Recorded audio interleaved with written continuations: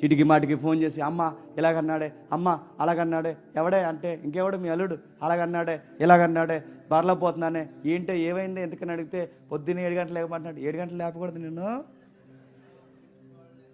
అస్తమాల అమ్మ ఏదో ఏమన్నా వండి అంటే వాళ్ళ అమ్మకు పెట్టమంటాడే, అలా అమ్మకొనడానికి వండానంటే నేను ప్రతిదీ వాళ్ళ అమ్మకి చెప్తాడు, ప్రతిదీ వాళ్ళ అమ్మతో పెడతాడే. ఇదే నాకు నచ్చట్లేదే, ప్రతిదీ అడుగుతున్నాను.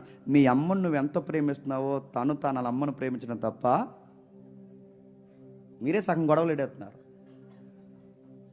నేను అడుగుతున్నాను, నువ్వు మీ అమ్మని ఎంత ఇష్టపడతావో ఆయనకి వాళ్ళ అమ్మ అంటే ఇష్టం ఉండదా? నీకు నీ బంధువులు అంటే ఇష్టం ఉన్నప్పుడు తనకి తన బంధువులు అంటే ఇష్టం ఉండదా?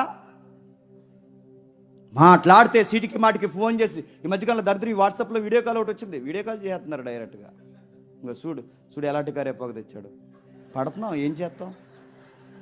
ఇలాంటి కరివేపాకు ప్రపంచంలో ఎవడని తెస్తాడు, ఎవడు తేడు, మా ఆయనే తెస్తాడు అన్నాడు. గోంగూర దమ్మంటే తోటకూర తెచ్చాడు, ఇదిగో చూడు అన్నాడు. ఇది కూడా చెప్పేద్దావా? తోటకూర కోసం కూడా చెప్పేద్దావా? కరివేపాకు కోసం చెప్పేద్దావా? నీ భర్తను నువ్వే అర్థం చేసుకోకపోతే నేను అడుగుతున్నాను, వేరొకరు అర్థం చేసుకుంటే అయిపోయింది కాపురం ఇంకంతే. నీ దగ్గర దొరికిన ప్రేమ, నీ దగ్గర దొరికిన మనశ్శాంతి, ఇంటికి వచ్చేసరికి నీ దగ్గర దొరికిన నెమ్మది వేరొక దిక్కున దొరికితే నీ కాపురం ఏమవుద్ది? మంట కలిసిపోద్ది. నువ్వే పాడు చేసుకుంటున్నావు. నీ దగ్గర ఎంతో ప్రేమగా ఉండాలనుకున్నప్పుడు ఎందుకు